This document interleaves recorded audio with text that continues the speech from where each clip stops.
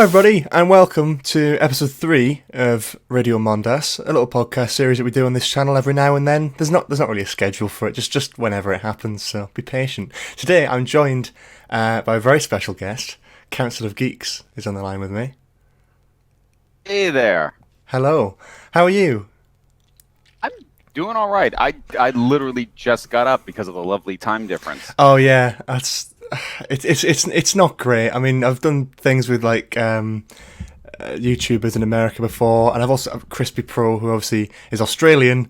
So time differences are fun when you try to do collaborative projects. Yeah, really accommodating though. I did find.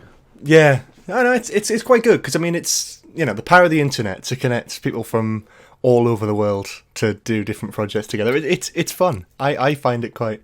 Because it's different to talk to someone who obviously isn't from the UK, because it can be a different culture sometimes. I suppose it baffles me how many of my favourite UK edible products aren't available in the US. It confuses me and it upsets me sometimes as well.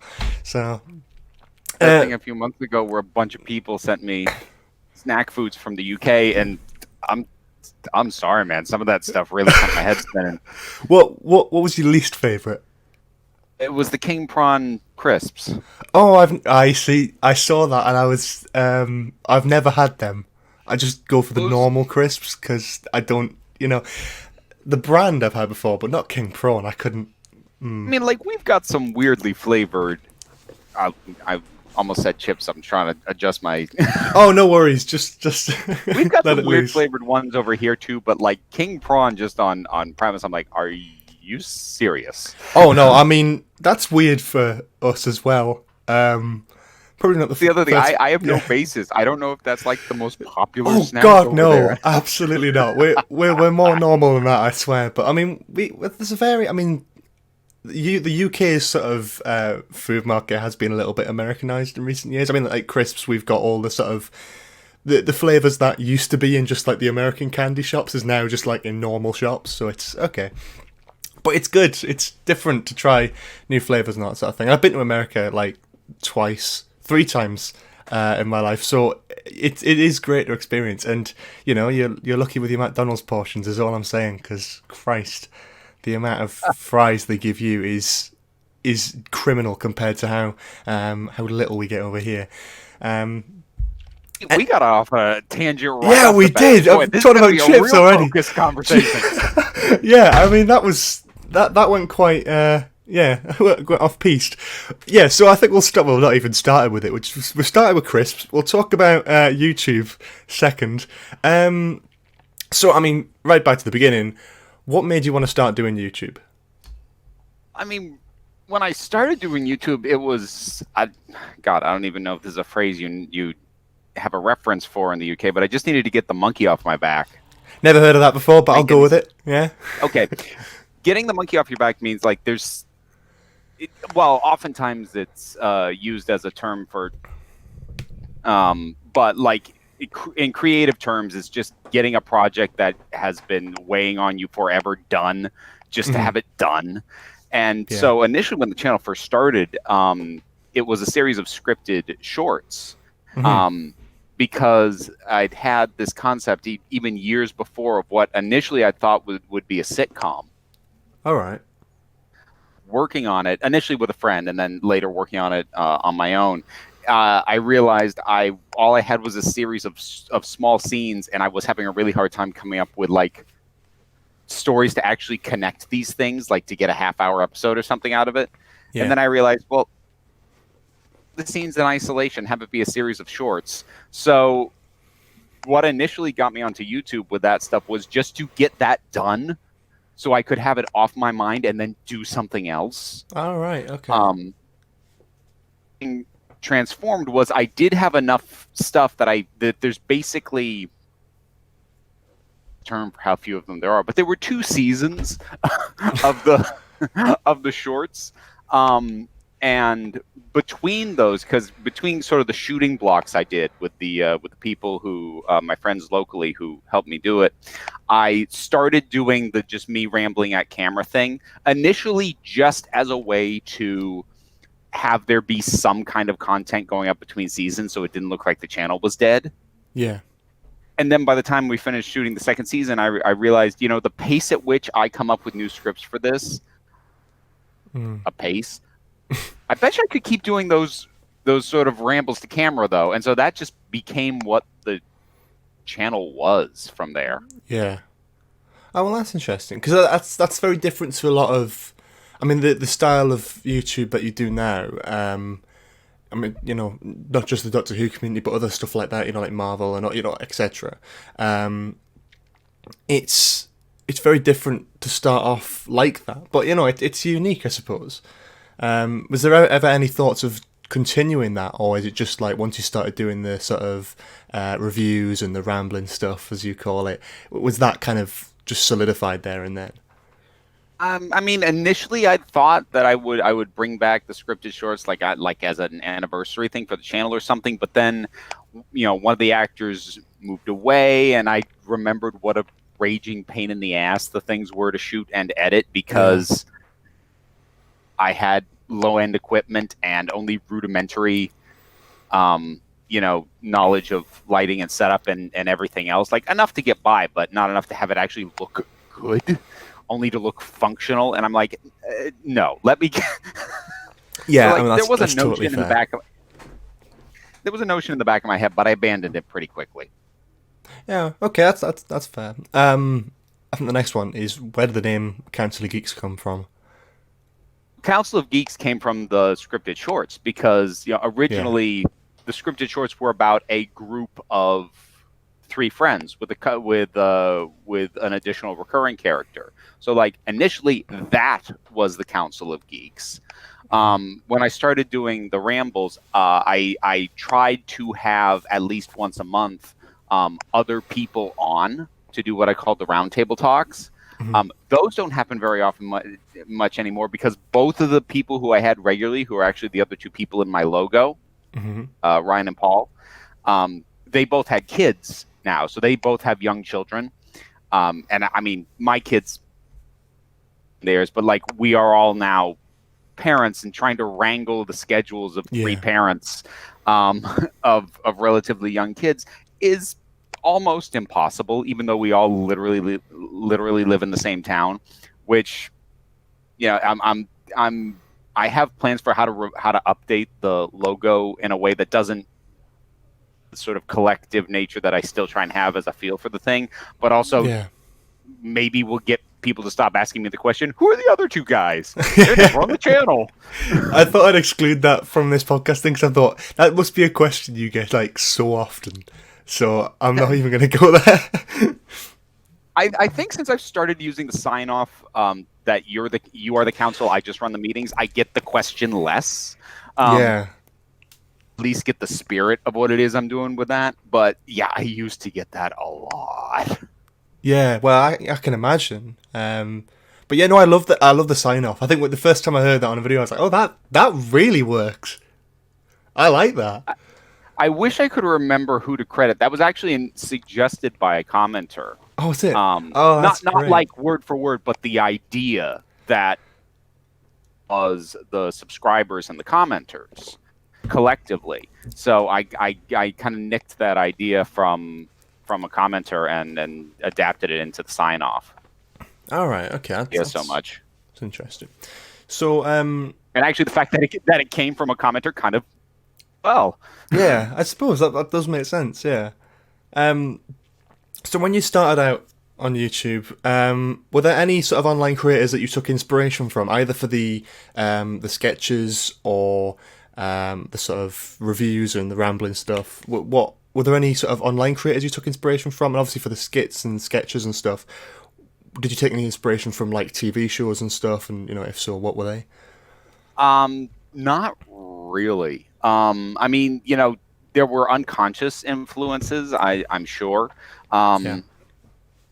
Just from things that I'd watched, but the original sketches weren't deliberately with a certain point of reference in mind at all, because like I said, even though I don't claim to be particularly skilled and my equipment sucked, I did already kind of know enough about the basics of video production because I'd worked on independent films before. So I kind of knew enough to get by that I wasn't trying to ape any particular writing style or anything else. When it came to the rambles, I think initially I took the most inspiration from Jeremy Jahns. Oh, great, yeah. But, to the point that actually I used a green screen for a while until finally accepting that between the quality of the camera I had and the quality of the editing software I had, it just looked like utter garbage and stopped using it. But he was a fairly sizable influence for that sort of initial phase of things for me. Okay, that's fair. And I've watched, that's another YouTuber I've watched for years as well. The film stuff. It's always to get a good. I do watch a lot of film reviewers now anyway, because it's always a good insight, because they always get to see the films early anyway. So I'm just like, well, let's see if it's good or not. It's funny. I actually have stopped watching reviews before I go and see something. Have you? No, it depends. Okay, I'll backtrack. If I know I'm going to see it no matter what, so like the latest Marvel movie, like I know no matter what the reviews are, I'm going to go see this. I avoid the reviews before I see it because I don't want to be coming at it with my head already sort of coming at it from the angle of what they've said. Not necessarily that I think that I'll think this because they said this, but if a good reviewer, honestly, can sort of frame your headspace in such a way that it you take the entertainment in, not necessarily affect your final opinion preemptively, but it does sort of impact the way in which you try to avoid that, because I want my experience to be as much as possible my own experience. If I don't think I'm going to see the thing, or I'm really on the fence, then I'll watch some reviews before going to it. But otherwise, I actually, at this point, avoid them. Well, that's quite interesting. I think it's a good sort of frame of mind to get into, and I wish I could do that myself, but I can't help myself. It pops up in the subscription box. I'm just like, I gotta watch that. But yeah, no, I know what you mean, because do you do, so like, for example, when the last series of Doctor Who came on, would you look at other people's opinions first, or would you just go straight to sort of the camera, talk about the episode? I didn't even watch most people's opinions even after. Oh, right. That's fair enough then. There were a few, or like someone like Stu Bagfull, I didn't have to worry about it because his came out weeks later. So I'm like, oh yeah, I mean, I've already seen it. But no, that I specifically went out of my way to avoid, which was actually part of why. It's kind of funny. I kind of backdoored into the HooTube community. Like it became aware of me well before I was aware of it. Fair enough. Yeah. Like a whole bunch of other channels that did Doctor Who content. I just talked about it because I really like the show. And then I started to clue into what was out there. Folks like you and Crispy and Wingy and Stu Bagfull and a whole bunch of others. Like people started referencing them like in my comments. So I kind of got absorbed into the HooTube community as opposed to being aware of it and then trying to get in on it. Mm-hmm. Well, I mean that's interesting though, because like I would have thought you'd be kind of you'd know straight away, but obviously like when I suppose if you're making videos on a variety of different topics, because I'm looking like right at the beginning of your channel here, there's a few decent videos like. Of the sort of geeky sort of ramble ones, but one of the first ones was like ranking the Doctors and the speculation about the 50th anniversary. So you were doing Doctor Who stuff like well sort of back when you started the channel really, and that's kind of continued throughout. But yeah, that's interesting. Can sometimes, it doesn't always happen, but it can sometimes be a case of like I'm very reticent to watch people who do things similar to what I do. Yeah. Because I can't have an unbiased opinion about their work. And like I've gotten a little bit better with this, but I think it's a big part of why I wasn't taking in a lot of Doctor Who YouTube content, because something that I knew I did, I get paranoid that I'm going to watch something and then either go, oh, well, I could do that so much better and like get a big swollen head and be a jackass, which I don't want to do. Or I'm going to see something and go, well, that's way better than how I'm ever going to do it. So why should I even bother? Somebody does it better than me. Yeah, well, Which I now, because I'm trying to work on some more detailed, more scripted, more video essay like things. But I also follow people like Lindsay Ellis who are so frigging good at that it's disheartening. Yeah, that's fair. Sort of, I want to just jump into like quickly, not to go too much in detail with this, because I know like there might be things you want to keep to yourself in regards to making a video, like the process of that. So you do like a wide sort of variety of different things in the sort of, I suppose, the geek community, really. So like you could be doing some Doctor Who. There's loads of other things. If there's like news about it, you might talk about it. Because you cover so many different topics, how do you decide when there's something like news or something like that? How do you decide like whether or not to talk about it? It's kind of changed over time. So this time last year, I was actually doing daily video uploads, which I did for almost a year because I'm insane. So when I was doing that, basically anything that piqued my interest at all, I sit down in front of the camera and bang out. Earlier this year, I made the decision to scale it back to a planned 4 videos. And these are on topics, that I'm already working on, reviews I've been commissioned to do, and things of that nature. So actually at this point, it kind of has to be either a really big news story that's too big for me to ignore. That isn't the case. I have to have enough thoughts on it that it's going to bother me on a personal level if I don't talk about it. Because at this point, it requires individual. Whereas before, when I was doing the daily ones, I would usually have at least 1 or 2, empty spots in the week, basically for whatever came up, or I could easily bounce something that wasn't time specific. Yeah. For now only doing doing 4 videos a week. It actually is much more disruptive to my schedule now, so I'm much more selective to it as a result. It's why this year when San Diego Comic-Con happened, I only did 1 video on it, and I just did all of the Marvel news in one go. Yeah. And basically didn't even touch the rest of it. So like last year for Comic-Con, I had separate videos for every major trailer, and I'm like, I'm not doing that anymore. Yeah, I mean, that makes sense, I suppose. Because obviously there's loads of stuff at San Diego Comic-Con. And I noticed that you only did, and I watched the Marvel one, and you said that was, you were trying to, almost joking as if you were trying to avoid it a little bit, and then Marvel comes along and just, you have to make a video on it. But like Comic-Con had gone along, and I'm like, there's nothing here breaking that I feel the need to talk about. Cool. I can just do and then Marvel steps up to the mic, and I'm like, crap. Yeah, that's fair. No, I think that works. What I've noticed in the sort of past year as well, I think this probably contributes a little bit within the sort of Doctor Who community and all that sort of thing. I've noticed, and there's a couple of videos on your channel where you talked about the comment section and what it's like to kind of moderate a comment section and be a YouTuber on that part, because it's not just about making the videos and advertising them, it's also about, because that is a big part of it, the comment section and all that sort of thing. And I just want to say, because thank you for that, because there are so many YouTubers who don't talk about that, and I think myself included, like I would feel quite uncomfortable going to the level of going like telling people about the process of that. But I think you broke it down incredibly well. And I just want to ask, was that sort of under general annoyance of certain comments, or is that you just wanting to inform people? Bit of both, probably. Yeah.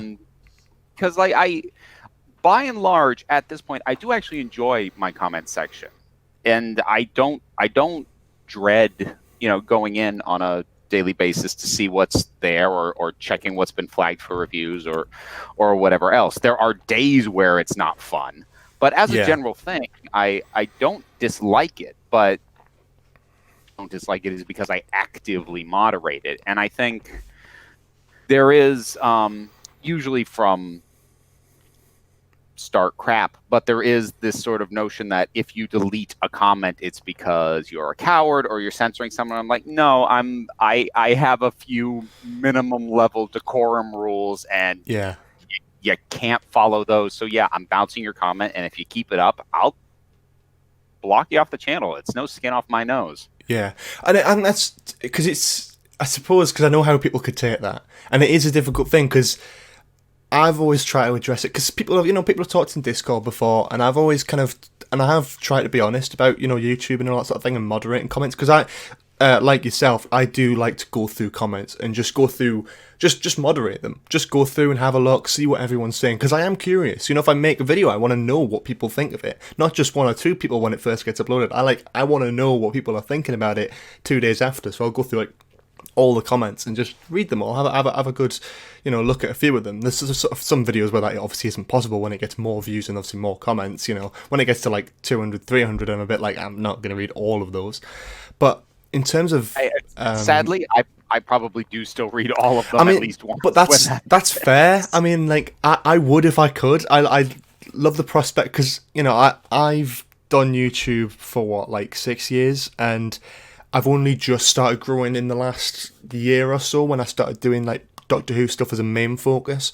So for me, I remember when it would be lucky to get a couple of comments per video. So to actually go through and read them, I love that. To personally, because it's a nice feeling to go through and read what people have been saying and see what people think and get general opinions and suggestions and all that sort of thing. I really do enjoy that part of it. But Doctor Who and all that sort of thing, with Series 11 coming along and pretty much everything from Jodie being announced all the way to still going. So just now, there's always a comment every now and then that shows up, and then it's I do question myself, am I if I block this person from the channel, is that a good thing or a bad thing, or am I just, how am I, but I think in your videos that you've done on that, and if you're watching the podcast, by the way, and you haven't seen those videos, do check them out, because as a YouTuber, I totally agree with most of that, and I was I'm glad someone's been able to put it in sort of a good explanation, but also define it and justify it, as well, because obviously, I do struggle with whether or not it's right to, block people or remove comments, and because some people can consider it a little bit of censoring. But the way you summed it up, I think is perfect. And I just thought, it's my channel. If people are gonna, say very, horrible things, then you know what, I don't really need you there. So bye. You know what I mean? It's a weird thing because, YouTube, though it's owned by a private company, is kind of considered within the online community as a bit of a public space. Mm-hmm. Yeah. Channel is your channel. You are well within your rights to control your specific little sliver of the internet. Because you know what? There's still 99.9999% of the rest of the internet where they can go and say whatever the heck they want. Yeah, exactly. You stop them from telling somebody that they should commit suicide on the one tiny sliver of the internet that you control. How dare you?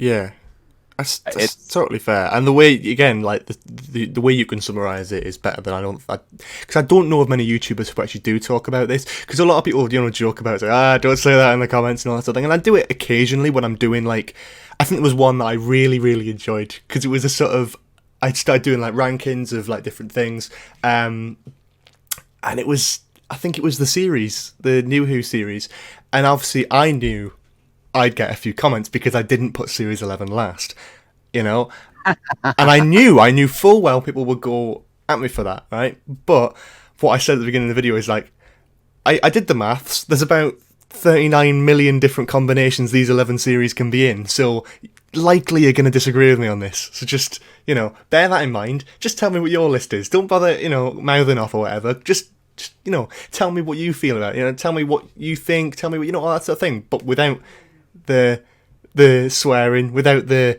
sort of insults, all that sort of thing. It just isn't needed, really. It gets twisted a lot when people raise their objections to you moderating comments, because they try and twist it into you're deleting any comment that disagrees with you. No. Yeah, I approach it as very much no. I delete the comments that contain personal attacks, offensive language, and hate speech. yeah, It does happen that the majority of those are ones that disagree with me, because if you disagree yeah. with me, you're more likely to sling that language. But I'm not deleting you for disagreeing. I'm deleting you for being unable to disagree without being a complete jerk about it. Yeah, and it's that for me, and then spam as well, because I'll look at like my comments. That's its own. I hate that because I go into like my notifications, and on like 10 different videos, one person has put "Rip Doctor Who" on it, and it's like, it's just, I mean, it's not funny. I just, what am I gonna do? I'm just gonna get rid of them because it's you just there's no insight there. There's no opinion there. It's just you being a dick for no reason. So, just they're also not going to stop doing it. Oh, exactly. And that's the thing. There are a few accounts, and I think there's one that's mentioned a lot. I mean, it's like someone who's kind of been made famous by the Doctor Who YouTube space comment section, which is mad to even say. But a guy called Michael McGrath, I think he is. Every Doctor Who video on the main channel, on other, like YouTuber channels and all that sort of thing, like he is there, and he will be saying something negative, guaranteed, 90% of the time. And it's that kind of thing, yeah. I'm not going to recount the whole thing, but I actually do know that name. Yeah. I'd be surprised if you didn't. I'm not sure if I actually remember him from my own comment section. I mean, he's probably blocked off my comment section. Yeah. However, the reason that name sticks out is because him leaping into attacking me with flat out have to comment on one of Wingy's which, and that stuck out of my head. He wasn't the only one. There were a couple of them. But that one stuck out of my head because I dropped the comment that I left. All it was a quote about cruelty from the Big Finish audio favorite Doctor Who quote of all time. It doesn't matter to whom the cruelty is directed. The cruelty itself is wrong. And they just jumped in and started calling me horrible transphobic slurs. Jesus. So it's like, boy, you like. Yeah, I mean, I get that you don't like me, but that's just, yeah. Harder could you have gone a 180 from the point of the video, because it was the video where Wingy was talking about how toxic the fandom had become. Yeah. And then the quote that I made, like, really? Yeah, that just makes no sense to me. And by doing that, what are you doing? Baffles me. And I think there's totally and people seem to get. There's a few people who get it wrong, I think, in regards to comments and opinions in general in the community. I think we're just delving into Doctor Who now, so I think we may as well just cross into there. But with the last series of Doctor Who, like, it wasn't as well received on the whole. I think it was, obviously, like, a bit of a mix. But the thing is, like, there's people who who get it wrong. Like, because I enjoyed most of Series 11 doesn't mean I hate anyone who didn't. And people seem to assume, I've never even made that even remotely sort of suggestible in my videos. I've not actually put that in anywhere where anyone could even think that, oh, there's a bit of a sly dig there. There wasn't. There's nothing. I love to have discussions with people who disagree with me on, especially Series 11. I absolutely love it because we can talk about it in a friendly, normal person type manner. But it's the hate stuff, it's the insults, and it's the unnecessary parts that don't need to be there. It's like, we can talk about Doctor Who without all that. You know what's funny to me is that this is actually something that I said once on my other channel, but I think it's relevant to this as well, with how hateful and upset people get. Isn't what we are. The problem is what you think we are. So, like, relative to this, I every now and then I'll get a comment of somebody, I guess, bringing some opinion that I have into question and say, oh, but Jodie Whittaker. I'm like, I don't have a ton of praise for that era, but because I didn't absolutely crap on it every single time I ever talk about it, it has somehow metamorphosed into this interpretation that I have been singing the praises of Series 11 and Jodie Whittaker, which Mhm. if you actually watch my stuff, I really haven't been. I just haven't been going at it with a shotgun. Yeah. But that has created a perception that I love it. And so people who have decided they hate people who love that, despite the fact that I'm not even what they think I am, despite the fact that I don't think they should be hating on people who like that anyway. But even taking that out of the equation, I'm not even the thing that you hate. You just think that I am. Yeah, that makes sense. And I think I could totally agree with your standpoint there. Because, I mean, when I first reviewed... And it's something I've learned not to do now, which I won't in the future, is, like, recording the review the second the episode's finished. Just run upstairs, record. That is the worst decision I've ever made, to do that for the whole of Series 11, because the idea was like, oh, I'll get it up quickly. I'll get it up and out there so people can see it, like, soon as. But opinions need time to distill. So all my reviews for Series 11 are, I wouldn't say wrong, but I would say somewhat redundant after a few more days of thinking about the episode or a couple of rewatches. Like, I was really positive about Series 11. Didn't love it, but I've made clear afterwards that actually, like, yeah, I was probably a bit overreacting after watching an episode, because you need to think, Doctor Who had been off the air for, like, what, 9 months or something at that point, and I was just excited to have a show that I really enjoyed back. So, you know, that was pretty much the bottom line of it. But now I think I'm just kind of like, well, yeah, it wasn't great, but, like, I didn't love it. You know, it was sort of in between. I'm just sort of in the middle at the moment. But I don't hate it or love it. I think the people who desperately love everything about the new era is as stupid as people who absolutely bash it and hate it all the time. What's been interesting for me is, because I actually, when I see something new for the first time, I usually do record my review right off. Maybe wait a day if I'm, like, too dang tired to to feel like I'm going to be coherent. But, and for my part, because you're not wrong, I actually do agree, broadly speaking,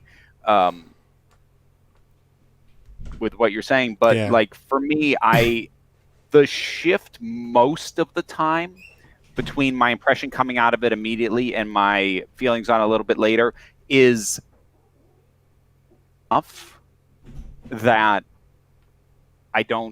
it doesn't bother me too much. And on the occasions that my opinion has shifted enough that, like, oh no, this is significantly different, I will actually do a follow-up. I had to do that with Rosa after that aired, because after taking a few more days to digest it, I realized, no, I've actually got a really significant issue with this that I didn't talk about, and I need to go back and redo it. But for the most part, for myself, I'm okay doing the individual episodes and then doing a final wrap-up on the series at the end and explaining at that time, like, look, if when I rank these, if it seems weird versus my early reviews, it's because I've had time to sit on it. So, you know, I figure I've got my review at the end of it to make adjustments if I need to. Anything bigger than that, I guess I get an extra video out of it. So, that's fine with me.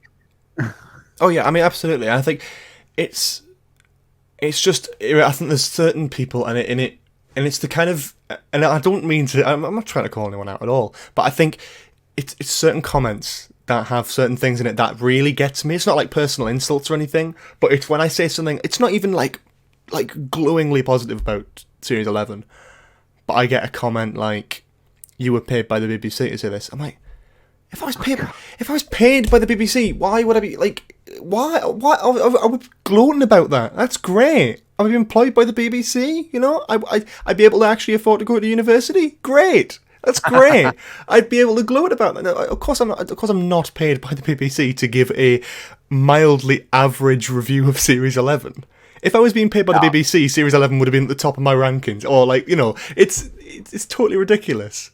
But it's one of those things. It's very weird the lengths that people go to, because, you know, I guess I've been accused of being a shill for the BBC occasionally, but not because they're willing to accept that if the BBC is paying anyone to review it, it's probably not somebody in the US. But still get accused of being a shill for Disney because of how much I like usually the Marvel stuff, even though I crap on that stuff sometimes too. Yeah. Again, it's never, whenever somebody says that, they're not really accusing you of that. What they're doing is they are presenting the reason, that the rationalization they have in their head why they're not going to listen to you. Jesus, yeah. I mean, that does it. Yeah, I suppose it makes sense. Yeah, it's an accusation that they expect you to refute. It's them saying, "This is the reason I've given myself why I don't have to listen to you." Yeah, and I think I suppose it's online culture nowadays anyway. And I'm not going to name any particular channels because there's a lot of them now. But it would be a financial benefit for me to hate everything. Because they are the channels that get loads of subscribers and loads of views and loads of traction, because that's what's popular at the moment. You know, search up. The YouTube have actually filtered it out now, which is weird. But there was a time where if you searched Brie Larson or Jodie Whittaker, the only major videos that would come up are the ones hating everything to do with either of those two people. And Daisy Ridley again. Like it's the same sort of ones where people just go after it for no reason. And you know, it comes from hatred. If people don't like something, I'm perfectly fine with that. But like, it's either you hate something or you're being paid to say you like it. So in some rationale for some people in the comments, it's like everyone hates it. Everyone hates this. If I don't like it, everyone hates it. Because you either hate it or you're being paid to say you like it, even though you hate it. It's like, no. I feel like we might be due to move on from the YouTube culture. Oh God, yeah.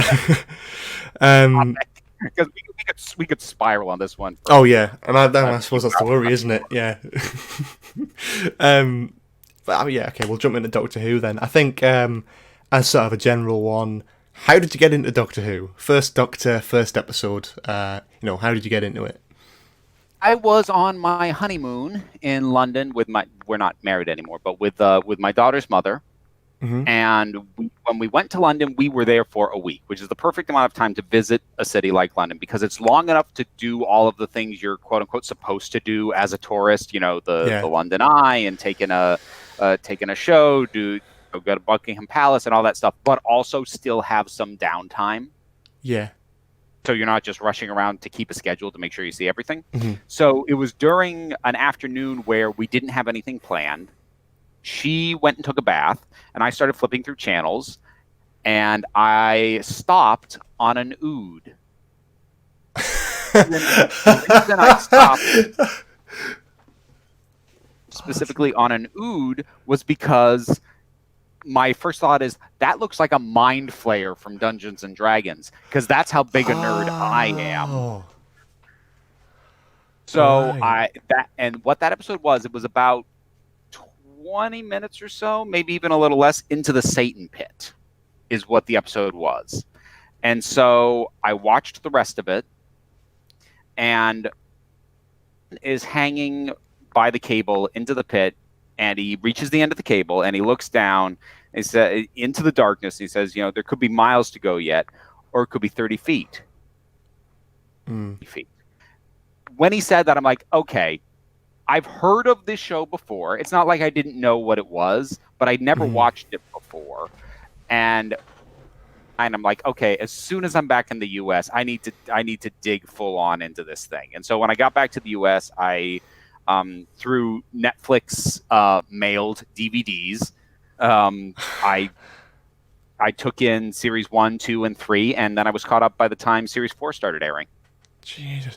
See, I suppose that's interesting because obviously, I think from living in the UK, it's part of British culture. So like when it started back in 2005, I must have been 4, 5 years old when it started again. So like watched now it. I feel really old. Well, I'm 18, so it's gone quickly. New Who actually feeling like it's been around for quite a while now. But when it started again, I think I first watched. my dad watched it when like Tom Baker was on, so he was already like somewhat of a fan, but like stopped watching around Colin Baker and McCoy. And he watched series 1. The first episode I remember was Dalek, because I remember just screaming when the thing started going up the stairs. I was like, I don't like this. Vivid memory of being horrified of that. And then I came back to watch it a year later with my dad and sat down, watched all series 1, series 2, and then I was there for series 3 airing. But with Britain, it's always been like a big thing. But I vividly remember like when Matt Smith started, it really stretched out into the American audience as well. And I was never sure about when that started, and I always thought it was Matt Smith. But could you vouch for that? So, like, before you came to London, did you, like, know of... Obviously, you knew of Doctor Who, but, like, did you know there was, like, a new series on? Did you know, like... Was it, like, on in America? I did, because the Sci-Fi Channel was... it was airing in the U.S. Mm-hmm. And I watched the Sci-Fi Channel every now and then, but I had never bothered to catch Doctor Who. I hadn't avoided it. I just hadn't, this was back before DVR DVR existed, but I couldn't afford it. And TiVo and all that stuff. So I wasn't, recording stuff to watch back later. I either watched it when it aired or I missed it. So I wasn't going out of my way to watch the stuff. Now, most of the people who I knew who watched Doctor Who were watching during Tennant's run, because I remember having a conversation with a few people at work about when the Matt Smith announcement came down. Now, that's just within my own immediate circle. I can vouch for the fact that I started seeing Doctor Who like around, like in comic stores and being talked about on on geeky websites and stuff a lot more during the Matt Smith era. But the Tennant era did start to get its hooks into people. All right, that's interesting, because I think I vividly remember it was when it was Matt Smith, Karen Gillan, and Arthur Darvill's first San Diego Comic-Con panel that they did. And I vividly remember like the audience being really stretched out then to like, God, Doctor Who's massive now, and even though it for in regards to like ratings and that, it was lower than like Tennant's last series, but like in regards to worldwide like popularity, like it's known more. And it had it had a growing and bigger community, and that was quite exciting. I think also Smith coming in, the BBC and the folks who run Doctor Who took the opportunity of a new Doctor, because when Tennant came in, the show had only had one series before that, so it hadn't built up that much of a head of steam. But with Matt Smith coming in, I think part of it is, it's not that it suddenly blew up bigger, it's that I think the BBC and the people running it took the opportunity of a fresh to push it much harder around the world than they had previously. I think there was more. I think Smith's era, especially at the start of it, was more aggressively marketed on a worldwide scale. Yeah. Oh, yeah. I mean, that makes sense. I don't think... I mean, I might be wrong, but I don't remember them doing that with Capaldi too much. I can't vouch for the US, but yeah. Era in terms of, the marketing and sort of trying to push it is weird, because it did feel in a lot of ways like a dial back, and in hindsight, it almost feels like Capaldi was there because he wanted to be there and Moffat wanted him there, but the BBC probably didn't. Yeah, okay. I mean, that's complete. That's complete supposition on my part, but just like looking at the scale of the marketing, and it could just be they were looking at what they were getting back for what they'd spent during the Smith years and realized, it's not worth what we're pouring into it, and it just happened to coincide with when Powell came on. It could just as easily be that, but it just kind of leaves me with an impression of them going, we don't know how to sell this old guy. I think I absolutely adore Capaldi's run of Doctor Who, even with its flaws, which I do point out regularly. I feel that Moffat's lows were definitely very prevalent in the Capaldi era. But yeah, I kind of feel like, even as like a child growing up to that, because I remember the simulcast of Day of the Doctor. Like, what an experience that was. That was great. Like, to sit in a cinema and watch Doctor Who for the first time was mad. I mean, there was a massive full cinema, and it was filled out, and everyone had their own sonic screwdriver. That was mental to me at the time. And obviously, Time of the Doctor happened, but I feel like after that, it just kind of disappeared.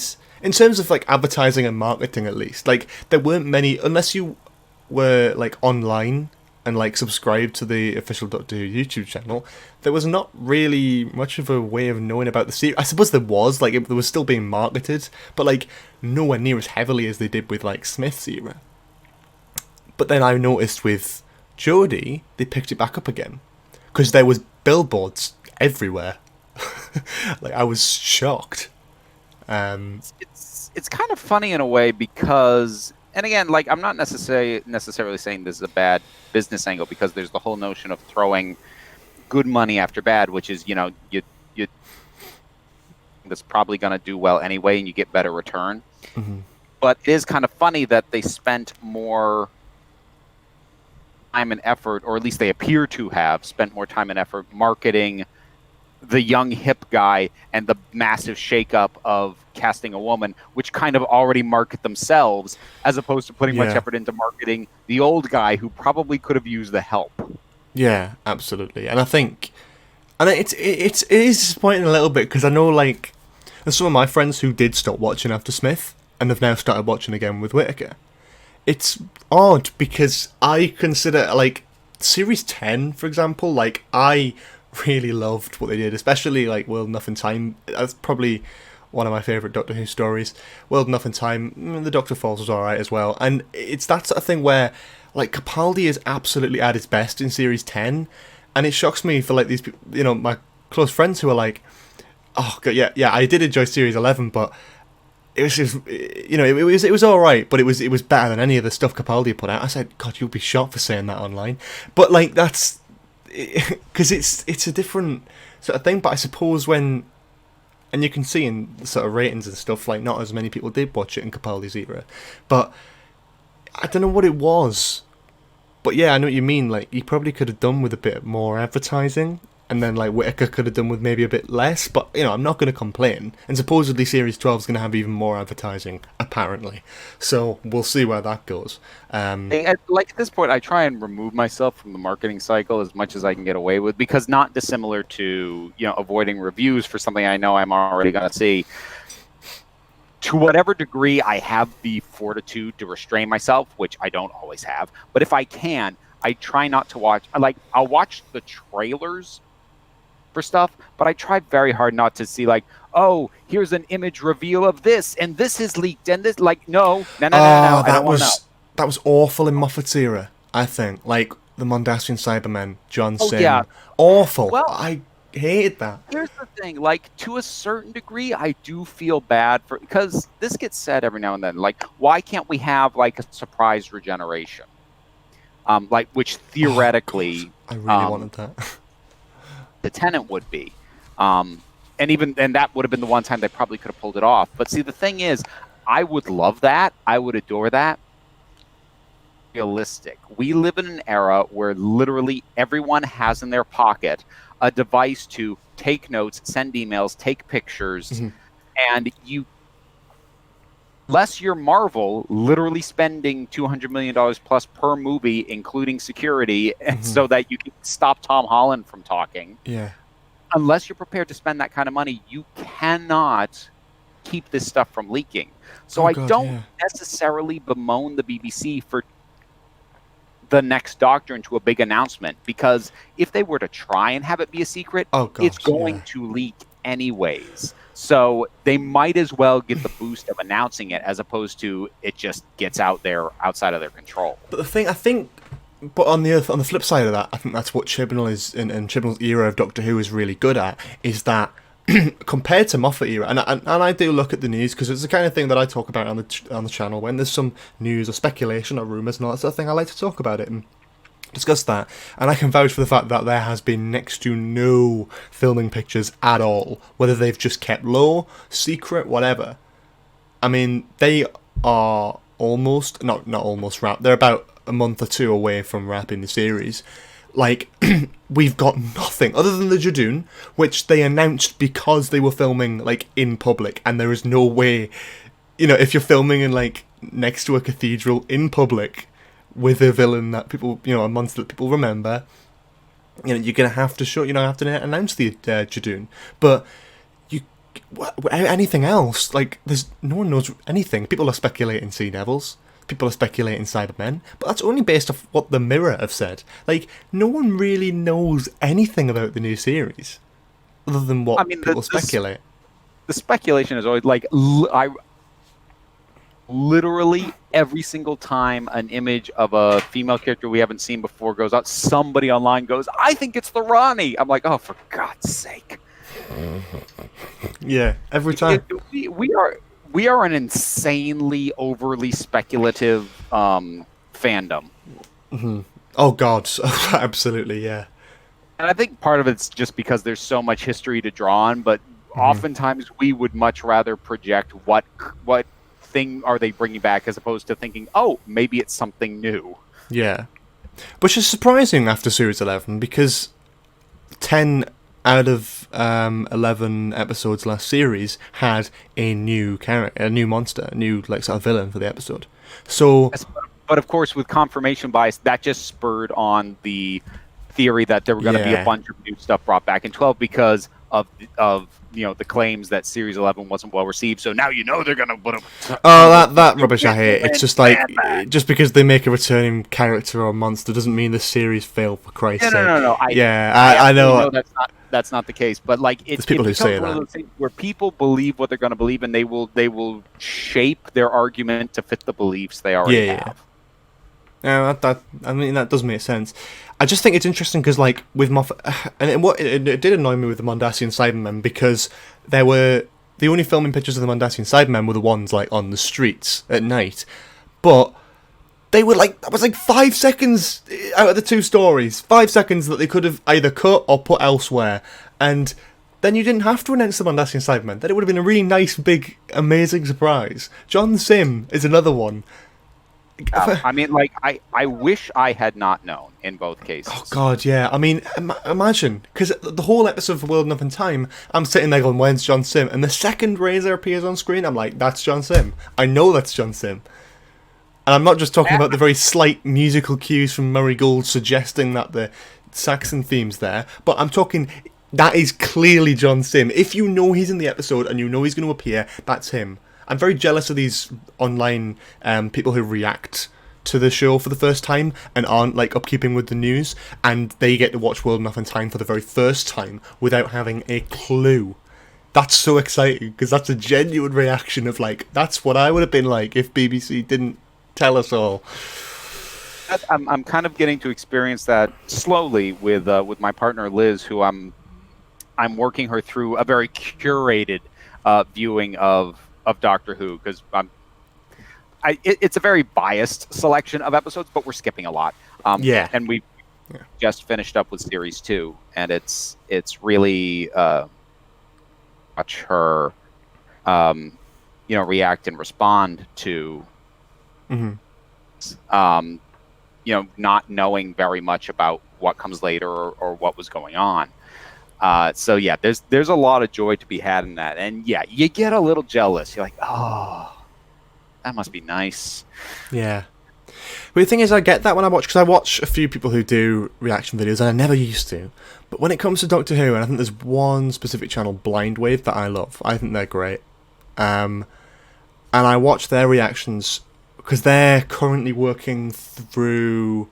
They're starting Series 9 next Wednesday, so that's going to be really interesting. Like, I'm really looking forward to seeing that, because I know, because every time I've watched, because they went all the way through the Smith era, everything like that, and, like, obviously I know everything about the Smith era because I grew up with it. Like, that's my childhood. But it's the only ever time that I've sat. It's like I'm watching the episode with them and seeing their reactions to things that I already knew about. Like, for example, River Song being Amy and Rory's daughter. Like, that kind of reaction, stuff like that is just like, oh God, I remember. Like, it just brought back it's a little bit of nostalgia, I suppose. And I do enjoy sort of witnessing that and seeing that, and when they get to like World Enough in Time, I'm gonna be excited for them because I know what's coming, and they don't. So it's gonna be fun. But I do love that side of things. I just wish I was in the chair of not knowing anything about the show when it came to like Series 10 and all that sort of thing. The thing is, like, I actually do manage to avoid stuff well enough that things will happen that super plugged into a lot of the fandom communities that I will find out that catches me off guard, mm-hmm. and I will find out later, like, I already guessed that, or rather, two people guessed it and then spread it. So, like with River being their daughter, I've seen a lot of people who are like, "Oh yeah, I so knew that was coming." I'm like, "Really?" And it's not that I'm questioning them or doubting them; they probably did, but like because and like I said, like the YouTube community discovered me before I discovered them is because I'm kind of intentionally not overly plugged into that because I've had stuff end up being spoiled for me by fan theories before.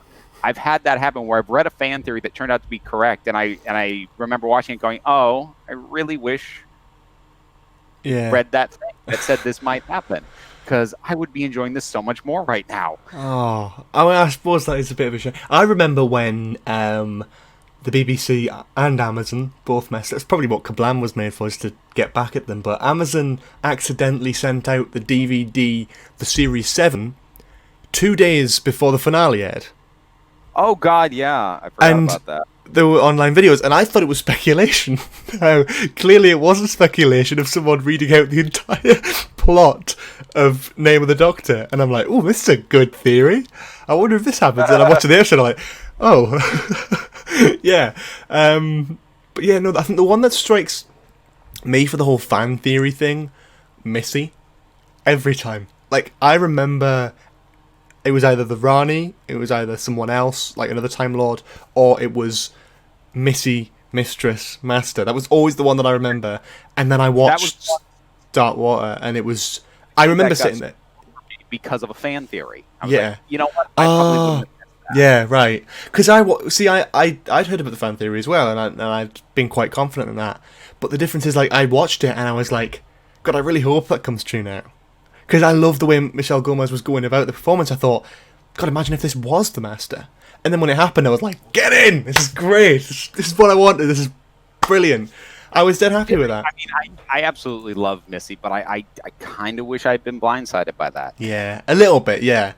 I know what you mean. I mean, stuff like the John Simm and the Mondas Inside, I totally wish I just knew nothing about. And I suppose, we'll get on to Series 11 just a little bit, it's sort of general feelings, but, props to the production team there for not really spoiling anything, because going into Series 11, we didn't really know anything. Other than filming stuff, like we knew there was... Well, there was a few people who were like, well, we knew there was going to be, like, an episode about witches. We knew there was going to be an episode about, like, let's put another example, the possibly the spider one, and we knew there'd be like a couple based on Earth and whatever, but we didn't know any more than that really. So, and the Rosa Parks one was the big one that everyone was talking about because the bus was literally seen filming. But like, the thing, other than that, was yeah. I think a lot of that has to do with the fact that Series 11 didn't use recurring stuff, so there wasn't nearly as much to speculate on. Because you would see these things like, okay, they're doing an episode with witches. Yeah. Speculation you make is going to be completely blind because there's nothing for you to connect, unless you want to throw out maybe it's the Carrionites, which I'm surprised it wasn't. Then there's nothing for you to speculate about based off that. Unlike, the amount of speculation that has come out from seeing the Jadoon, and honestly, for my money, the Jadoon will be in that episode for all of 5 minutes. Really? But you think that? They're going to be the major part of the plot. I honestly don't. And I'll be happy to be wrong about that. But my point is, like, we've seen all this speculation about how will they be used and all this because we already know who they are and we can expand on that. Mm-hmm. We have a kernel of knowledge to then blow out into something else. If you've got nothing, what is there for you to even build a theory around? Yeah, well, that's a fair point. Yeah. No, I like... But I think, some would argue, and that's what we understood there, about Series 11 didn't really have anything to spoil. So there wasn't really, because I mean, it did have, and I think that's probably one of the main criticisms about Series 11. For those who don't go on about the really in-depth politics side of things, because people do love to complain about that. But in general sort of terms, because I've always talked about it as if like I am not a very politically minded person. I just watch Doctor Who because I'm a fan of Doctor Who, have been since I was 5, and I'm just gonna sit down and watch it as a TV show and just talk about how I felt about it. There's no inner lyings of political themes for me. Yeah, there might be on the show, and some people might perceive it that way, but I don't take it that way. I just see, what I think about it and if I enjoy it or not. But yeah, I suppose with Series 11, like there wasn't really much of an arc. I mean, there was a character arc, but it wasn't really a big story arc. There wasn't really any returning monsters or anything like that. No returning characters. That frustrated the heck out of me. Mm-hmm. Because it was something I wanted, and I thought they executed it poorly. Because I've said on the record for years now how sick I am of the way current era Doctor Who does series arcs. Mm-hmm. I'm so sick of it. The whole mystery box aspect of like this thing that we'll talk about and say repeatedly across the series, but you won't even know what it is until the finale. Like, I'm so sick of that. Yeah. I'm so sick of it. So I love the fact that they didn't do it. What they did instead of that also didn't really work for me. So that was super frustrating because they did something I wanted them to do. They just didn't do it well. So like you say, the arc is more character-based. I'm like, yes, for 2 out of 4 characters, because Graham and Ryan have an arc. Oh, don't even, yeah. Yeah. So, yeah, that was... I mentioned this in a video I did, on the faults of Series 11, that part of my massive frustration with that series is on paper, it does so many things that I've wanted the show to do, and most of them it did not do well. So it's like asking for something for your birthday, and you end up being given like the generic brand knockoff version of it. Yeah, that's a perfect analogy. Yeah. Well, technically, this is what I wanted, but that's not what I meant. Yeah, I know. Yeah, I get that. I think that, and I totally agree with that in a sense. And I do justify, because I do like the idea of a sort of arc, but I know what you mean about the whole mystery box type thing. I don't like that. A lot of people, what's kind of frustrated me a little bit, and it's just a bit of a personal gripe, is how when Moffat was doing like Series 9, not most of the fan base, but a decent chunk of the fan base were like, Moffat is just dragging it out, he's not, get him out, get someone else in, all that sort of thing, criticising Moffat. And now he's gone, everyone looks at him through a different lens, and it irritates me a bit, because I think the same thing will happen to Chibnall. When Chibnall's gone, which probably won't be too long away, when Chibnall goes, I think people will look back at Series 11, 12, possibly 13, and go, they weren't as bad as I originally thought. Because I think watching them as individual episodes, they're not terrible. It's just bland. It's just meh. Good one. Like, I flat out love It Takes You Away. Like, unabashedly. Oh, yeah. Because it's wacky kind of sci-fi, isn't it? Like, traditional kind of... people compare it to, like, Douglas Adams stuff.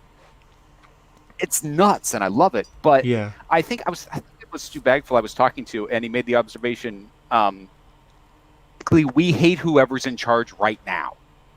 Yeah, I totally agree, and I've said this before as well. It's how fandom every tends time to approach this. Every time. Then, as soon as the person who's in charge right now isn't in charge anymore, we'll look back at them much more favorably. Yes, exactly. Every time. Rapping on whoever's in charge and took their place. Yeah. And I do tell people this, but people don't believe me. Everyone thinks that Moffat was perfect. Moffat was not. Loads of people hated Moffat. Loads of people were like, "Get him out." He's just on a personal. I don't like Moffat as a person, but that's totally separate. Like, I've heard some stories about him being very smug and arrogant towards fans, and I just don't connect with that very much. Whereas that I try and avoid too much of the behind the scenes and stuff is because it means that I don't what these people are like as people, and I can deal with them as writers or as actors. And that's the worst thing, because it does suck to be disillusioned confusion like that. Yeah, and I know what you mean, and that's the issue with me, because I've met Chibnall, and he's a lovely man, and that's what hurts, because I'm like, I really want him, I want the best for him, because he's a lovely bloke, but, like, you need to do better than that. And, like, it's usually what the showrunner is a face for criticism. Like, you can't criticise the BBC, because that's just an entity. If you've got a face, you can direct it at someone. So people do that. Russell T Davies, Moffat, Chibnall. It will happen again in the future with whoever takes it up next, because it will be, because the theme of Doctor Who will be different to the last era. It always will be. It'll be slightly different. Well, in Chibnall's case, very different. But you know what I wonder? You know what thought just occurred to me? Mm-hmm. If part of the sort of fandom reassessment that happens isn't necessarily that people think more kindly on it, it's just that the people who hate it to keep complaining anymore, and so their voices become more quiet. And what I mean by that is, I can think back on, during Davies' era and during Moffat's era, of all the stuff that was said at the time that was like, no, I hate it because of X. And it's not like those things ever changed once they stopped running it, but once they're not actually running the show anymore, complaining matters as much, because when they're still there, I have to voice my complaint so people know I'm not happy with it. But then once they're gone, they're like, oh, well, cool, I win, I guess. And so I wonder if it's just a matter of the voices that complain to keep complaining once that person's not in charge anymore, whereas the people who love it have every reason to just keep saying how much they love it, and just the balance of which voices are being heard more shifts as opposed to the actual opinion. I don't know if that's true, but that just occurred to me. I think it is true, and I think to an extent, because you can have, and again, there's, I'll not mention any names, but there's specific YouTube channels who will hate the current series of Doctor Who and have made that very, very clear. So I've always asked the question of, what happens when Chibnall goes? What happens when Jodie goes? What happens if they are replaced with people who fit exactly with the characteristics of that channel, that what they want? Do they still hate it? Do they still go after it? Because surely if you've built a channel on hating something, you have, to keep up that audience who have subscribed to hear you hate stuff, do you keep hating something? Or do you just stop talking about it? Or do you talk about how much you like it? It's a complicated one, because I've never really understood, and I'll be interested to see what happens. Because I think they will continue to complain, even if it fits with exactly what they want. And even if they like it, I think they'll complain. There's almost no way that they will get 100% what they want. So whatever is the tiny sliver that they still don't like, they'll just amplify that. Yeah, and I totally agree. And I think it's an odd case. But with Jodie and with Chibnall, this era's been a little bit more in the news, in the sort of public eye, and it's been a little bit more criticised. So I know what you mean. I think the shift has gone towards more of a hatred than it was in Moffat's era, even though in Moffat's era, the same amount of people were hating on it. I think part of the shift there is that during Moffat's era, the hate was all pretty much internal. If you didn't already watch Doctor Who, you had no context for why people didn't like Moffat. Because if you didn't like what Moffat was doing, it was because of how it impacted this specific fandom and this specific property. And if you weren't invested in it, you were just going like, I don't know why what he's doing is worse than what anyone else is doing. Whereas casting Jodie, that became a lightning rod, because anyone who takes the broad philosophical stance that this sort of thing is pandering or is social justice engineering or whatever else, they don't have to be fans of Doctor Who in order to make that criticism.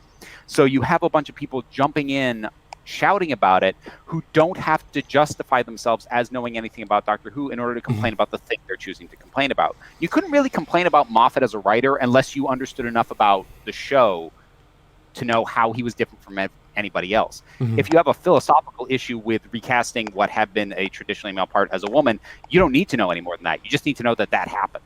Yeah. What was your initial sort of reaction with Jodie's casting? Well, at the time that it happened, actually, let me back up. Couple years before that, I had put out a video, and it's still one of my most viewed videos, which annoys me a bit, but I leave it up because it's a historical preservation. I did a video saying the problems with casting a woman as the Doctor. And I did that after the reveal of Missy. Because in my mind, I'm like, well, start a stopwatch, there's no way they will not, maybe not next one, but at some point they're absolutely going to cast the Doctor as a woman.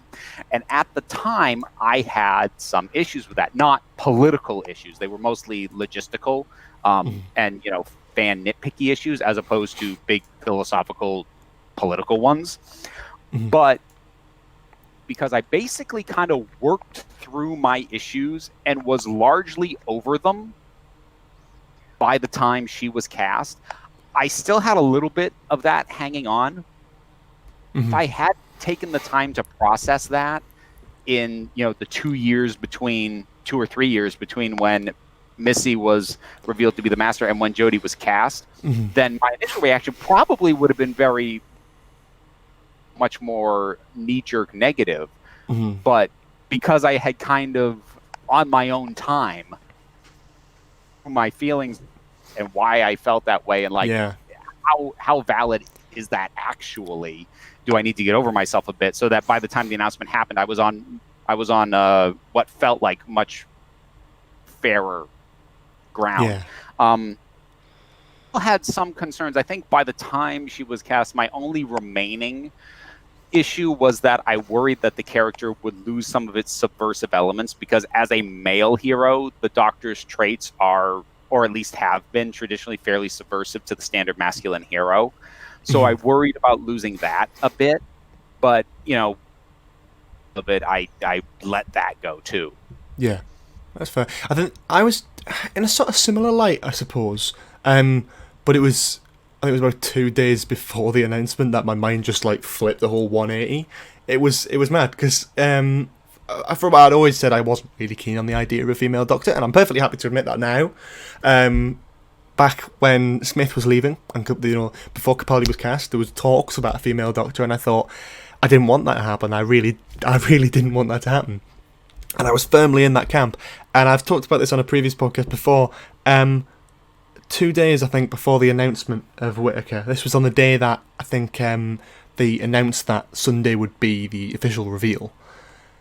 And I saw a fan art of Jodie Whittaker as the Doctor, and I was like, love it. It works. I like it. It works for me. And I was like, okay, I'm down for that. Because fan art didn't necessarily help soften me on her casting, but it did help soften me on her outfit. Because when her outfit was first revealed, I was kind of like, I don't know about this. Then I started seeing fan art of it, and I'm like, oh no, wait. Yeah, cool. Yeah. I mean, same. Honestly, because I think that, and I still stand by the fact that the photo that they chose to reveal the outfit it's not very good. They could have done better photos, because there's some fantastic sort of promotional photos that they've got for the series that they could have used instead, opposed to her just standing and looking at a camera, like have a sort of pose or something like that. The costume actually does look better in context of the show and other promotional photos than it does in that first reveal, and I stand by that. That reveal photo, in my opinion, is probably the worst photo of her outfit to show. It is, but here's the thing: that's not a problem unique to this, because like I'm old enough to remember when the very first images of Heath Ledger's Joker were released ahead of The Dark Knight, and it was him, you know, in front of a white background, and obviously in this pose thing, as opposed to any of the context of the film, and it looked awful. Yeah, I don't. Obviously, I wasn't around to remember that, but like, I've seen those photos, and I know what you mean. Like, if that was your first impression, doing these promotional images never do the thing proper justice. Have also stuck with them for the time at which this comes up, because full proper context means in the shot, and they're usually often still shooting or still editing, or like it's just not ready. The it's going to look good isn't ready for public viewing, but they want to reveal something, so we get these stilted images. Yeah, that's interesting. But I think I've definitely warmed to Jodie's outfit. I actually really like it, to be honest with you. I mean, like, at first I know there was a lot of people going, I don't really, but, and I didn't really love it initially, but I think after a few, I think again with the fan art, like, there's a few people drawing like little cartoon versions of it and sort of like detailed bits of artwork, and I thought, actually this works. Like, I actually really like it. It's different. I would have still preferred that they went like kind of a Missy route and give Jodie a more Victorian type look, but saying that, I still think her current outfit actually works for her as a character, and how they, how she is in series 11. Like, her happy-go-lucky type style is definitely reflective in the costume. Like, if she was wearing a very studious kind of Victorian type outfit, I don't think it would fit with her character as well as the current one does. Definitely not. And I mean, like, I warmed to that outfit because I have it. I have a screen accurate cosplay of it, Nice. and that warmed me to it quite a bit. I've got her, and I've got 10th as screen accurate. I have a cobbled together 11th Doctor. Yeah, I'm wearing the Jodie t-shirt now. It's just I don't have the coat or anything, but that's why. Because when I did the review for it, I was like, well, okay, I'll just do the Woman Who Felt the Earth outfit, because it's just Capaldi, so it's just a jacket and a shirt, and that's it. But yeah, no, it's but I think it works. Oh, personally, yeah. The general feelings on series 11, we'll just quickly touch upon. Like, overall, it was an exercise in frustration. Yeah. It had absolutely no purpose to be there. The only thing that she contributed at all was giving us a hook into Demons of the Punjab, which is one of the best episodes of the series. But, like, given that she has 9 other episodes in which she does, well, I guess 10 now, other episodes in which she does next to nothing, I would rather they had punted that to the next series and not introduced her to series 12. Yeah. Because 4 people in the TARDIS is too many to manage. 4 brand new people in the TARDIS, none of whom we know anything about yet. That is too much to manage. You could have had her in Woman Who Felt the Earth, and you could have had her in Arachnids in the UK. And maybe Resolution. But not have her travel with the Doctor. Like, because, like, and that's, I suppose it's a bit of a question. Like, she was at Grace's funeral. She didn't really know Grace until before. I mean, I suppose it's up to that. But if I would have been perfectly fine if she wasn't at the funeral and didn't, go for the costume, didn't get taken to TARDIS, had more time with Graham and Ryan, and then, like, for example, she appears in Resolution because it's an Earth story, and they're like, okay, we've got a police friend, we can get her in on this. She could have joined the TARDIS after that, and that would have, to be honest with you, that would have worked, and you would have got the same amount of character development as well, so that's fine. That would have made a lot more sense to me. And also, like, just broadly speaking, all of my favorite episodes of Series 11, none of them are written by Chibnall. And that's kind of a... Really? That's kind of a warning light to me. That I really like. I really like Kerblam. I love It Takes You Away. I really like Demons of the Punjab. I have very complicated feelings about Rosa, but I still acknowledge that it is a good piece of television. The best that Moffat's episodes got for me was The Ghost Monument, which I was like, yeah, that's pretty good. Really? The ship doesn't get better than, pretty good out of me. That concerns me. See, I really enjoyed Woman Who Felt the Earth the first time round. I suppose that I'm moderately biased to that because I was at the premiere. I saw it in a really comfortable, lovely big cinema, so slightly biased on that front. Totally understand that. But here's what I'll say about Woman Who Fell to Earth. On the scale of first adventure for a new Doctor in modern era, it is one of the better ones, because I don't think Rose is a particularly good episode. I don't for the Christmas Invasion. 11th Hour is great, but Deep Breath isn't all that good. So, like, on the scale of first episodes for the new Doctor, it's one of the better ones, but that's grading on a curve. As an episode in and of itself, it's like, it's fine.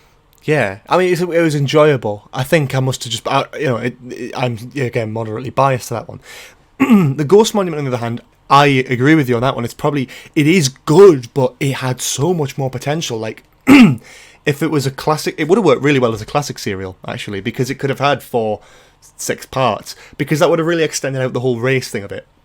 What I love about the Ghost Monument is probably the first 10 minutes and the last 5 minutes. The first 10 minutes with the long takes of and the CGI impressive of the ships crashing and the suspense and the music and everything about that. I loved that. That felt so different and refreshing and real, like, classic-y sci-fi. A little bit Star Wars-y, a little bit Star Trek-y. I really liked that feel of it. And then it just felt a bit... Because then it was just people wandering across the desert. for Yeah. ages.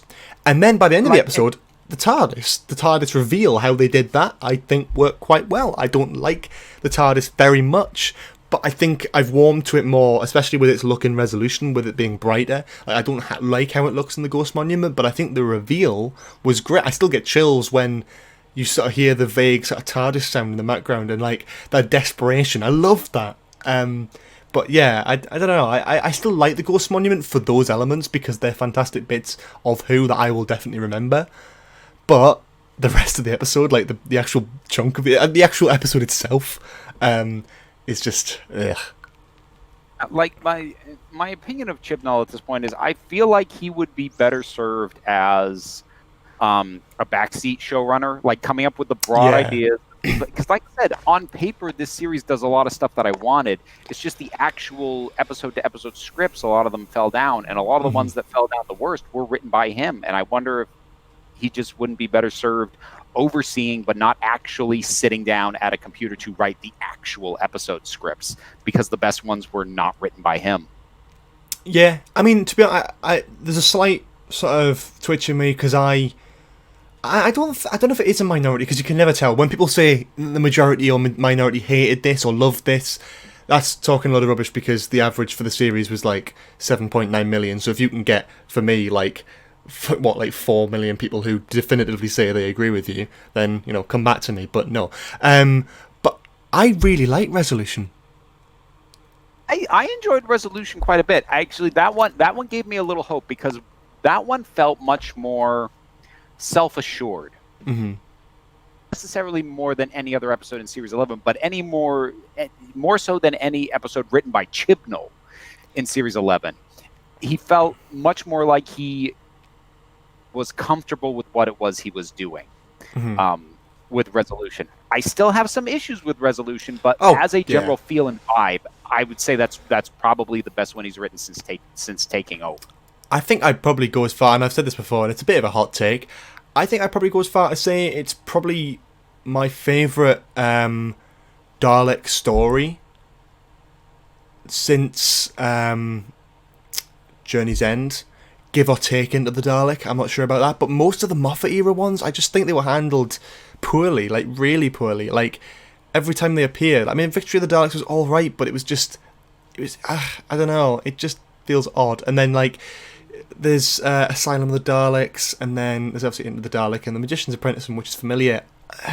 I don't know, it's like I really enjoy Resolution, and I feel like they got the Daleks done right. The thing is, when you actually stop and think about Moffat's era, he didn't do very many what I would call proper Dalek episodes. I would say he did 2. He did three. He did Victory of the Dalek, Asylum of the Daleks, and then oh crap! Now I've lost Magician's Apprentice, which is familiar. The Dalek. No. Magician's Apprentice and which is familiar. That's a Davros story. Okay, yeah. I mean, that's fair. Yeah.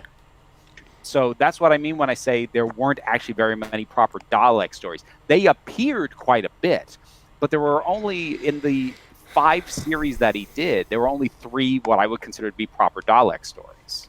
Mm-hmm. But I think in the Dalek and Resolution, I personally feel was handled better, like knowing and a sort of knowledge of the Daleks and how they should be on screen, like one Dalek being a genuine kind of threat to planet Earth, opposed to, and that feeling was relevant in Dalek as well. It wasn't done as well as it was in Dalek, absolutely no, but like the thing about, I mean, like, even in Journey's End and like Stolen Earth, like in Dalek, one Dalek getting out of a facility could enslave the Earth apparently, but in Stolen Earth a whole fleet couldn't. I mean, what? Like, it just makes, to me that made no sense, because I was just like, well, yeah, I mean, in Series 1 the Daleks were done incredibly well, and I think Resolution touched upon that a little bit with it just being the one Dalek. It never showed more than one, and it was being built out of scrap metal, but it was still a presence, and it was still it was probably the most 13 actually ran around and did things to actually like actively stop a villain in Series 11, like, opposed to just doing a few things. Like, she actually had to, think, run about a bit, try and catch up with it, stuff like that. It felt like the Dalek was actually somewhat of a presence in Resolution, in my opinion, anyway. I feel like we're running out of time, but I just want to say this because I keep meaning to say this somewhere on my channel and just either not thinking of it or not having an occasion to see it. So a bit of a non sequitur. Ticked off if there aren't some proper to the end of Rosa, and I mean specifically with Ryan blasting Krasco into the past after the doctor told him not to do that. Yeah. Yeah. And whether or not it worked, but like effectively killed or believes he killed somebody that the doctor told him to leave alone. If that never ends up having any consequences, that's going to tick me off. Mm-hmm. Yeah, and I understand. It's things like that. But then, and people really go after the episode 10, and I totally understand why, because it is a crap series finale, the Battle of Ranskorav Kolos. But I think as an episode, it's all right. Like it's a decent episode. Like I can watch it and I can really enjoy the episode, mainly because of the Star Wars connotations. But like as a series finale, it just doesn't work. But in terms of like consequence and stuff, I thought when Graham and 13 had that moment in that episode, I was like, that's it. That's the kind of stuff we like. The sort of actual conflicts between the characters. Graham wanting to kill someone, and yeah. Very key, and yeah. Okay. Yeah, I think it's a Series 11's an interesting one that could be discussed, and until the planet just explodes. But it's one of those things. It's just in about 3 months then. We can only hope. I'm cynical, if you hadn't noticed.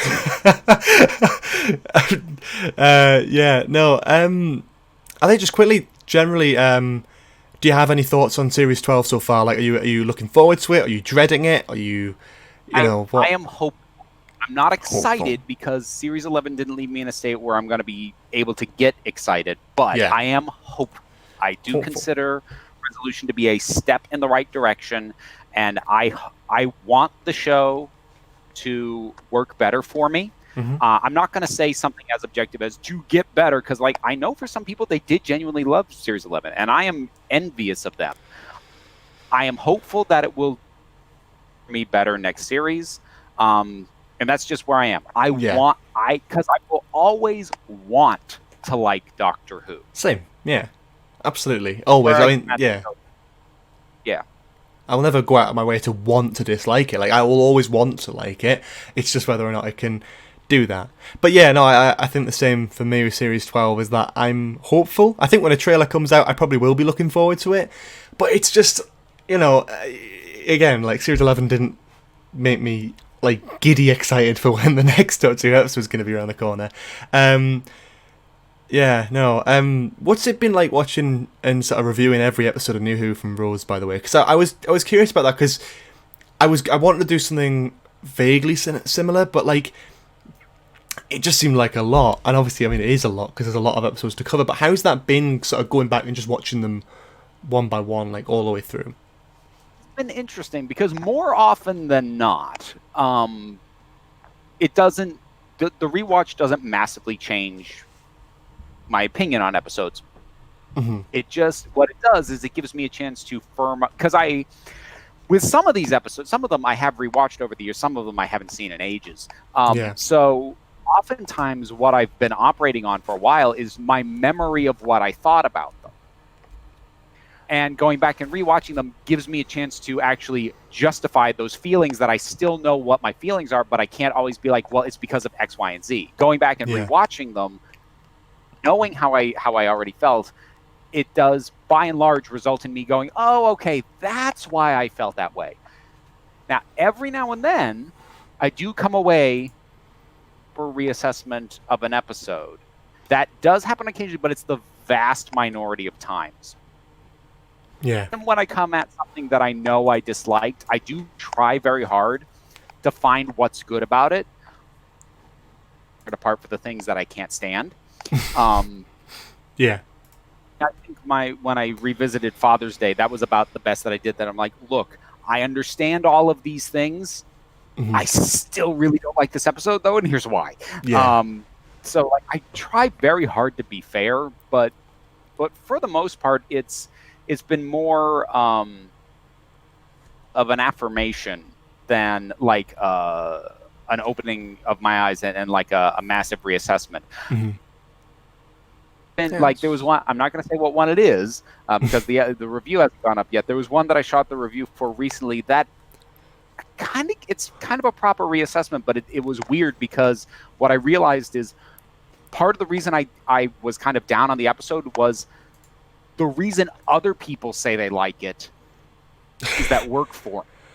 So like I would kind of push back and be like, oh, it's good because of this. I'm like, well, I don't like that. Therefore, I must not like the episode. But then when I did a recent rewatch, I went, no, there is stuff I like about this. It's just not the stuff everyone else is praising. Yeah.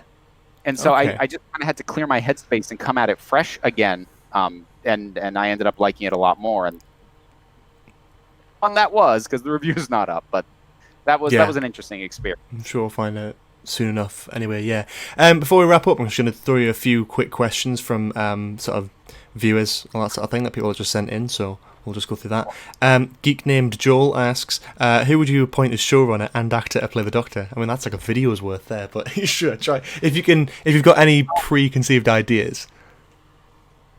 We're going to have Toby Whithouse be the showrunner. Mm-hmm. I was surprised when they had Chibnall. So I still think he'd be a solid choice. He's written good episodes and he has show running experience because he did Being Human. And like I've done a whole Doctors, but for right now I'm actually going to name someone who isn't on that list. I will say Colin Salmon. Okay, interesting. Okay, yeah. Let's have a look here. Lucid Moonlight, favorite Doctor. I mean, that's a bog standard one. But do you have a definitive favorite? And here's the thing. Has changed repeatedly. This will be the third time it's changed on the record. At the moment, it's Capaldi. Okay. Yeah. Okay, I can see that. That's totally fair. Yeah. It's been Smith, and then it was Tom Baker. At the moment, it's Capaldi. It'll probably change again. Fair enough. Liam Tate asks, well, clearly based on rumour for Series 12, if the Master is returning, who would you want to play them? That one I don't have an answer for. Do you not have any? I found that a difficult one as well, because it's like, with the Doctor, you can kind of imagine people playing that type of role, but with the Master, like, it's just comic booky kind of evil. I mean, I have my thoughts on how I would like to see the Master played in terms of the approach of the actor, but I don't have an actual pick for who should be filling that role. Mm-hmm. Okay, that's fair enough. Jay Stevens, dream multi-Doctor story, maximum of 5 Doctors. Oh God, that's a rock solid one. I'd have to. It is a rock solid one, but it's the kind of thing that I would need to sit down with a scratch pad for about an hour. I mean, as far as in a dream scenario, this is the sort of thing you could only do in like a comic book. I would love to see the second Doctor paired off with the 12th.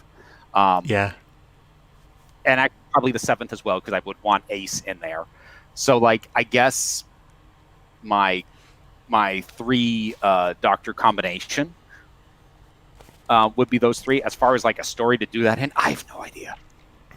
Yeah, that's totally fair. Have you seen? And I know you mentioned this on a live stream, 12 and 2, and somewhat a few people did say it. But there's a guy, I think Christopher Thompson, who did a sort of audio thing where he does impressions of both the 12th and the second Doctor, and they're pretty damn good. And he has them do a little bit of a, I don't know how long it is, probably about 5-10 minute little mini multi-Doctor story where the second Doctor appears in 12's TARDIS. It's pretty good. It's nice little. Oh, I haven't. I gotta look that up. I'll try. I'll see if I can find it. I'll send it to you after we finish recording. It's pretty decent. Yeah. No. Let's have a look. What else we got here? Yeah. Okay. Charlie Rowley asks, what is the villain in classic or New Who that you would most want to return? Omega, right. Okay, yeah, that's fair. Let's have a look what else we got here. I don't think there's too much. A lot of people just commenting on the fact that we're doing a podcast together.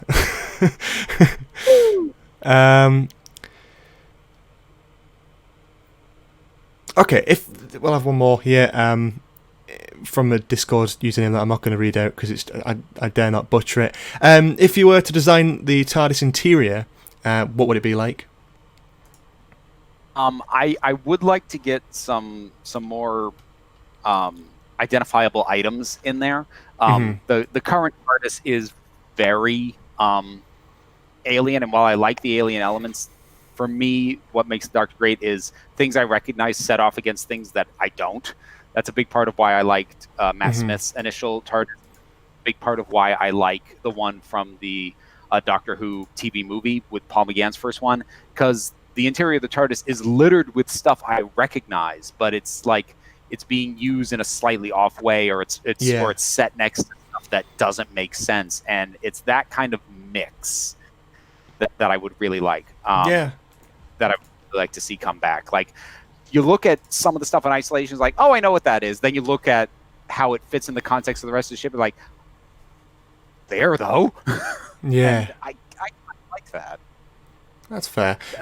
Like, going back into classic, it's like how they would have the TARDIS, and it's this white with the console, but then there's a coat stand just standing there. Yeah.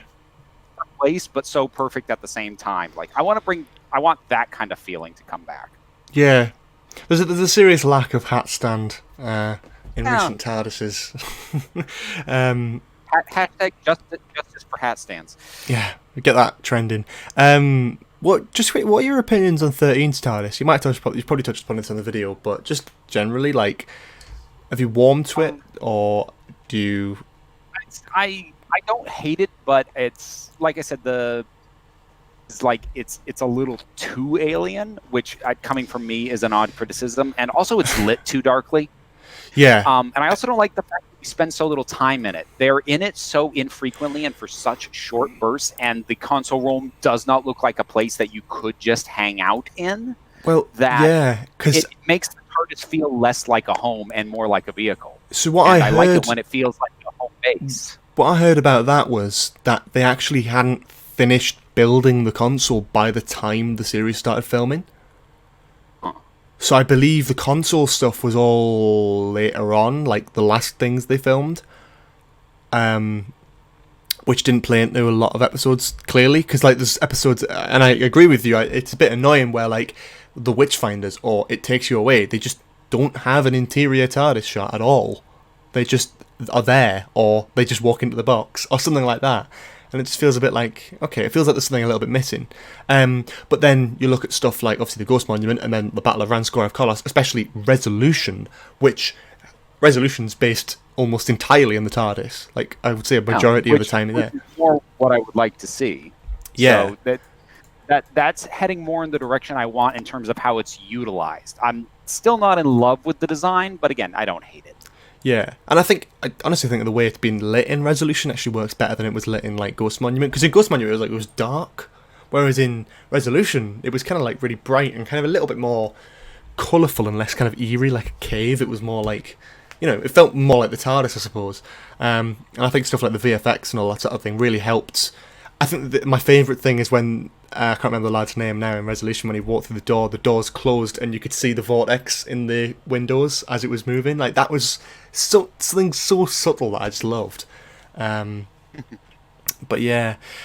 Anyway, I think on that note, I think we've pretty much covered. I mean, we've still got things that I could have covered, but I think we've waffled on for too long. So, yeah. All of us might something resembling a life. So, I mean, I don't want to presume, but no, it's totally fair. I think we'll just end on. Is there anything that you're working on YouTube in the future that you want to kind of throw out there? Something coming soon, or anything like that you want to throw towards the Council of Geeks, more videos every week, so there's always something coming soon. Oh yeah. Want to be technical about it. I mean, like I'm trying to find the time and the headspace to work on larger projects and more ambitious stuff. It's just really tough to have a full-time job and cranking out the regular videos that I do, and also trying to do bigger stuff, and also have a life and be a parent and all this stuff. So I don't sleep, but yeah, check out the Council of Geeks YouTube channel. There's plenty of stuff there. Doctor Who is the most frequently touched on. There's out of those 4 videos per week, 2 of them are Doctor Who related. So yeah. So you've got, I mean, Well, you're going through you're almost finishing the Tennant era now and going on to Smith, aren't you? With I'm your reviews. doing a rewatch of episodes that I hadn't reviewed previously, because I started doing reviews with Day of the Doctor. So I've got all of Smith's to do, and after that, I may keep going and do like a take 2 review for the ones I already have reviews up on. I don't know. I'm still deciding that. Oh, that's great. Well, anyway, thank you so much for coming on. I really do appreciate it. Anyone who's watching, go and check out the channel. You know you want to, so just go and do it. Thank you so much for watching or listening. To podcast. You're not watching. You're watching the graphics. Leave a like if you enjoyed. Comment below for any more channel suggestions in the future. Subscribe and notifications on if you haven't already, because the channel, because YouTube is a mess. So notifications always help. We've got a Patreon, we've got a Discord, we've got loads of other stuff, which is all linked in the description below. So go check that out, and I will see you all next time. Have a lovely day. Bye bye.